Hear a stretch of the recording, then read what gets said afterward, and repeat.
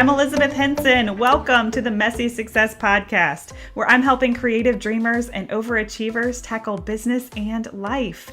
After 6 years of being my own boss, I finally unraveled a tiny bit of what it takes to survive in this amazing world of being an overly creative entrepreneur.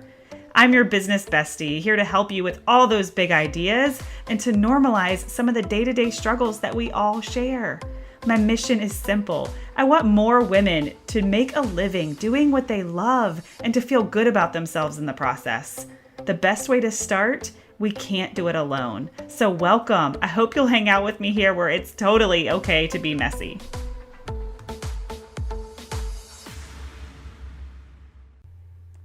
Hello. Welcome to the Messy Success Podcast. I have another episode for you today. I missed you guys last week. I was in California at the Next Level retreat with James Wedmore.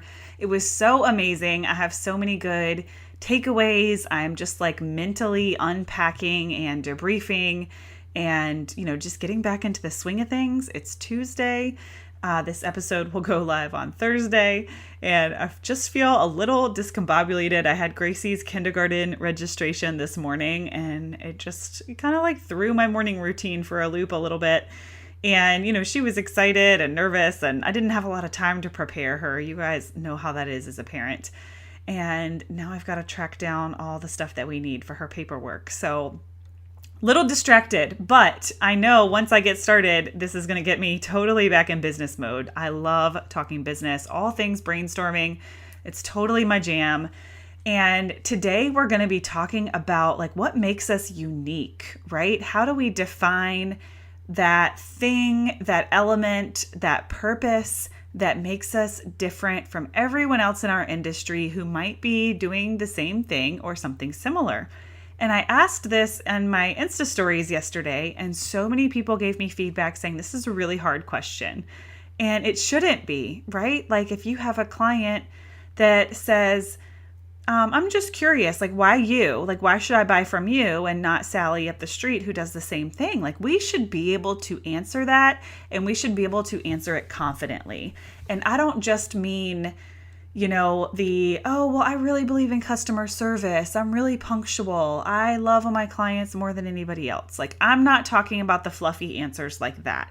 I'm talking about our story and our purpose and what makes us different. So next time somebody asks you that, what makes you unique or different from so-and-so who does the same thing, I want you to have your purpose, your story ready, right? Like that is the perfect time to tell your story and your why and the bigger picture of why you do what you do. So as I promised, I'm going to share mine with you. And I'm talking about my coaching. So the Shine the Light Society, you guys know is my big project for the year, my new membership. But when I was first asked this question, what makes you different? I'm like, okay, well, I just really feel alive when I help other women entrepreneurs. But I knew that wasn't enough. Like just saying I really like to help people, that is not enough to make me different from everybody else. Like no one would be doing this type of work if they didn't enjoy helping people. So what really makes me different? And this question was hard for me too. And then it dawned on me, the Shine the Light Society, like where it got its name. And I haven't even talked about that. And it's been about a year since I did the first Shine the Light Challenge. I did one, I believe it was last May, and then another one in December. A Shine the Light Challenge hosted on Instagram. The whole point behind it is, to shine the light on other people, which in turn drums up more interest for yourself and your business. It's this whole kind of like reversed psychology method. But why was I inspired to start this challenge in the first place? Because it happened very abruptly. I had no intention to do a launch or to sell anything. It was literally just a passion project. And it came about because the local high school up the street where Gracie will go when she's bigger, if we, continue to live where we're at, there was a student who shot himself in the bathroom and took his own life during school hours. And, it was a fairly big story in our area. But I just remember sitting down with Gracie and having this conversation with her, that we never, should let anybody eat alone. And like, I didn't know this kid's story. I don't know that he was in the cafeteria eating alone, but I do know that a lot of times with suicide, there are warning signs. Sometimes there's not. But at the end of the day, it just like really inspired me to have a conversation with her about, seeing other people and recognizing when people are sad and recognizing that nobody should eat alone and nobody should sit alone. Hence the saying that I use all the time in my memberships, you can always sit with us. So when this happened, there was another incident like within the same week where an adult friend of mine was being bullied by adults. Like, it was absolutely ridiculous. And I kind of was like, okay, enough is enough. Like, I have a platform. It may not be a very big one, but I have a space and I have a platform where I can start speaking out about some of this, because I refuse to raise my daughters in a world where bullying is acceptable. And, online is so scary right now with the cyberbullying, and, who knows what that poor boy went through. And I was very passionate and emotional about it.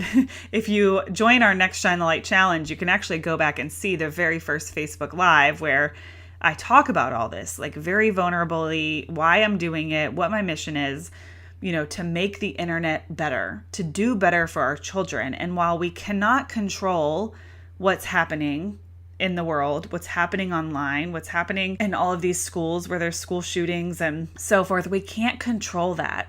But we can control our own actions and the model and the behavior that we are setting for our children.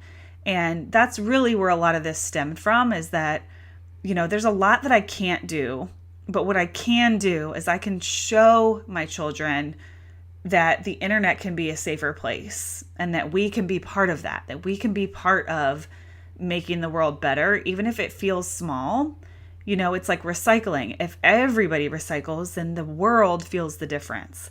And, when it comes to, internet safety and kindness, if everybody pays attention and models the correct behavior, I hate to use the word correct, and models kindness and models the ability to shine the light on other people, then it does make a difference. So that's how the Shine the Light Challenge came about. And I think it was an 8-day challenge the first time around. And I brought in guest speakers and I gave prompts every single day of different ways to grow your business with love, essentially, I think was the tagline I used, like how to actually leverage love and kindness for others to grow your business and draw more attention to your business. And I don't mean doing these activities in an attention-seeking way, but, people that struggle with competitive or mindset or limited beliefs, they're afraid to shine the light on someone else. They're afraid to say, this photographer is really amazing and she inspires me, because they think that when they do that, their audience is going to then click over to that other person and forget all about them. When really, it actually says, I'm confident and I believe in the power of others and I believe in community. And it actually positions us as more of an authority and more in demand when we are confident enough to shine the light on other people. And I know this because my clients and people say it to me all the time. They say, I love what you do for the community. I love that you have no shame in lifting other photographers up. And they still book me. So all of that competitive mindset and limited beliefs, like that's all that it is. It's not real. So the Shine the Light Challenge is just a space that kind of teaches people or encourages people to practice shining the light on others, to practice that superpower that I've talked about so many times, that we have the ability to change someone's day. We have that ability to change someone's day with something as simple as a kind comment or an act of kindness. We can totally change somebody's day, and that's pretty amazing. So that's how the Shine the Light Challenge came about.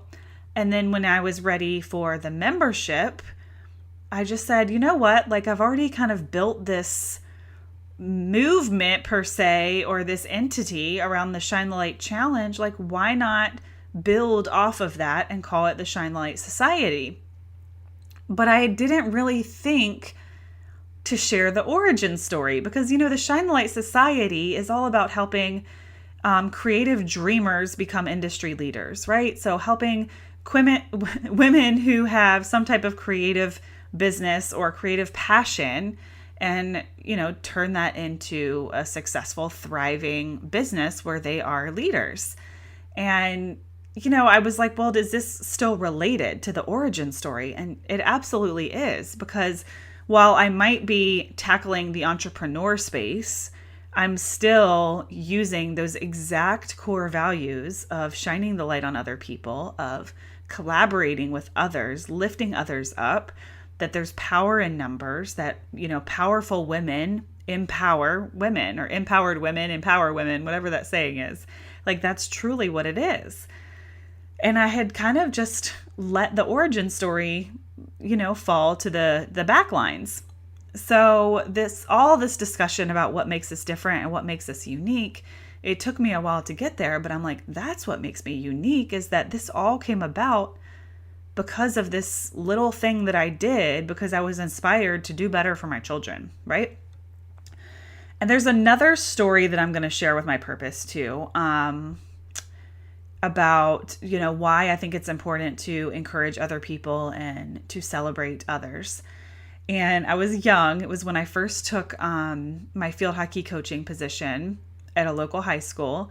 And that's all I wanted to do as coach. Like, I had found this new purpose in my life that I wanted to be a field hockey coach, and I didn't care what else I had to do. And, I was looking at one of my bosses at the time, and they were like, well, what are you going to do? How are you going to make money? Field hockey coaches only make about $3,000 a year. Okay.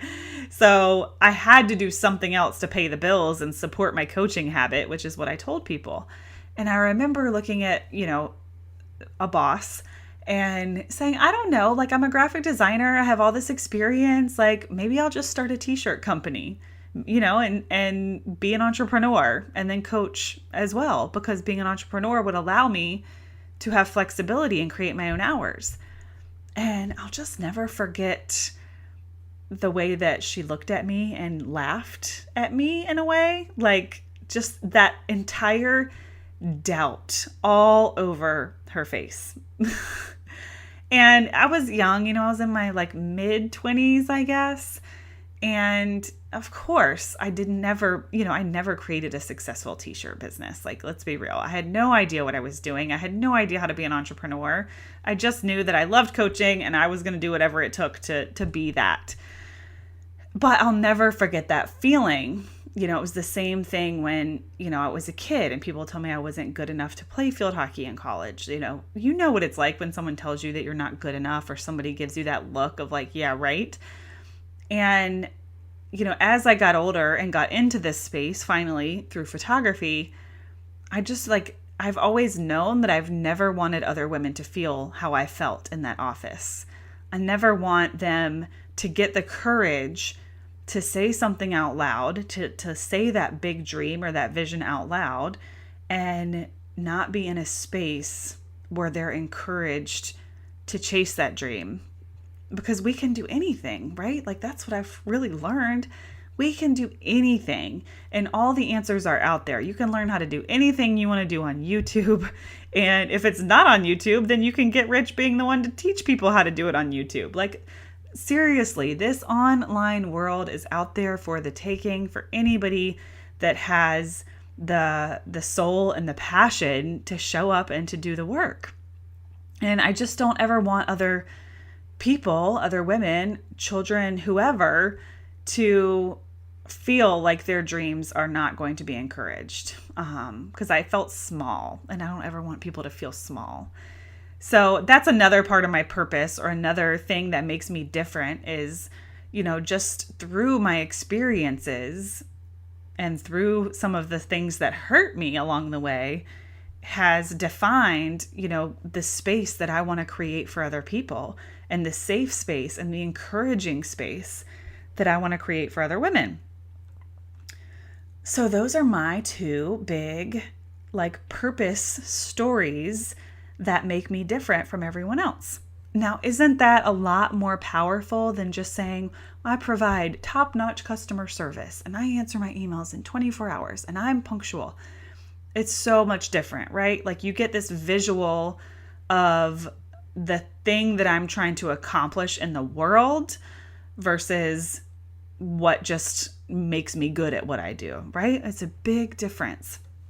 So my challenge for you guys, whoever's listening, is that next time somebody asks you what makes you unique, or go ahead and require this of yourself, dig a little bit deeper to that story that you can share with them. And it doesn't have to be as long and as drawn out as mine. I can make that one a lot quicker. But find that story, find that why behind your business that is bigger than you, that is bigger than your business, that somehow does social justice for society or whatever your corner of the world is. How is your work making this world better for our kids? How is it making a difference? And that is the thing that's going to make you unique, that's going to make you separated among the crowd, and that's going to really make people want to be a part of what you're doing, because it's bigger and everybody wants to be part of something that's bigger and more meaningful than themselves. So I hope that's helpful. I want you to share with me what makes you unique, your purpose, your why, your origin story, so that maybe I can share some of them. I would love, love, love to hear what makes you unique. Also, we are going to be doing another Shine the Light challenge. What a great way to bring this back. And I'm going to have that all ready for you. If you're in the Facebook group for the Shine the Light challenge, it gets archived and then I unarchive it when we're ready to get started. So it's going to happen in May. So just follow along. I'll put some details in the show notes for you. I'm pretty sure this is episode 33.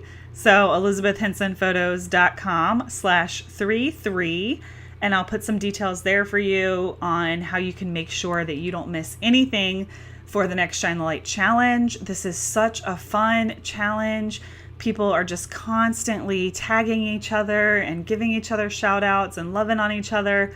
And it's just a great way to be seen and be heard, but also to see and hear others and to make some really valuable connections. So I'm super excited about that. Make sure that you stay tuned. That'll be happening in May. And I will be back next week, and I'm going to be picking up with the interviews. We're going to be interviewing some great guests coming up in the next couple months. And I've got lots of fun stuff in store coming back from my trip. I'm trying to think if there's any other amazing things that I wanted to share with you guys. We had some really great conversations around selling. I know that people struggle with selling. I struggle with it. It can feel difficult. It can feel heavy. But one of the things that James has taught us that's really stuck with me is sometimes the people with the most resistance, right, are the people that actually need what we're doing the most. So when we have these beliefs that we're being pushy or that we're being salesy, we have to remember that at the end of the day, we're helping them. We're helping them see the way and what they actually need. And the ones with the most resistance, I don't have the time, I don't have the money, now's not the time, typically are the ones that need it the most. And I can totally see that in my journey, with the people who invest in me tend to be the most coachable. They tend to be the action takers that want to make a difference in their lives. The people who are a victim of their circumstances are the ones that continue to sit back and make excuses. I don't have the time, I don't have the money, right? Well, when will you?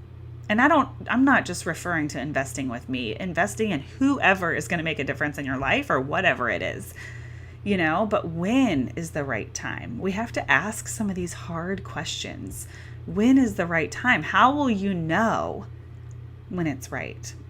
And a lot of times there is an answer. Well, when my kids, go to daycare or this or that. And there are so many people out there that are doing the work with way more adversity than you and I could imagine. And it's because they're taking action and they're taking initiative, and they're not letting the stories in our head, because we all do it, stop them. So I thought that was very interesting. And that kind of goes along with the manifestation stuff too. So, I've talked about manifesting before, and, we have to really put it out into the universe what we want. But sometimes when we're selling, or when we're, we have an offer going on, especially in the coaching space, what if that offer, that thing that we're doing, is what someone else is manifesting? What if we're actually creating this thing and we're showing up at just the right space and just the right time to be the answer that they are looking for? And we can't do any of that if we don't show up and sell. And by sell, I just mean by telling people what we do, right? By showing up and reminding people of what we do and how they can be a part of it and how they can take action. So that was all really helpful for me, because I do struggle with it, especially, like with my email campaigns. And I'm not the greatest writer. I'm not the greatest person at sales pitches, but I do know that the women who really pour into my programs, like, they see incredible results. One of my Shine Elite students, we got her ready to go full time in just 8 weeks.